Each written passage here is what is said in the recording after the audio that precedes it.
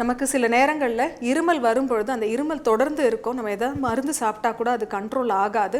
அப்படி இருக்கும் பொழுது நம்ம சின்ன வெங்காயத்தை மருந்தாக பயன்படுத்தலாம். ஒரு 5-6 சின்ன வெங்காயம் எடுத்து நல்லா இடிச்சிடணும்.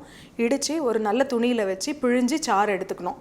அந்த சாறு 10 ml அளவுக்கு எடுத்துக்கிட்டு 2 சிட்டிக்காய் அளவு அரிசி திப்பிலியோட பொடி சேர்க்கணும். அதோட 5 சொட்டு தேன் சேர்த்து நல்லா மிக்ஸ் பண்ணிவிட்டு அந்த சாறை தேனோடு சேர்ந்து அந்த சாறை நம்ம குடிச்சிட்டு வரும் பொழுது காலை மதியம் இரவுன்னு 3 வேளையை நம்ம சாப்பிட்டுட்டு வரும் பொழுது இருமலை கட்டுப்படுத்தக்கூடிய மருந்தாகவும் ரெஸ்பிரேட்டரி ட்ராக்ட் இன்ஃபெக்ஷன் ஏதாவது இருந்தால் சரியாகும். அதே போல் அலர்ஜியும் இந்த மருந்து கட்டுப்படுத்தும்.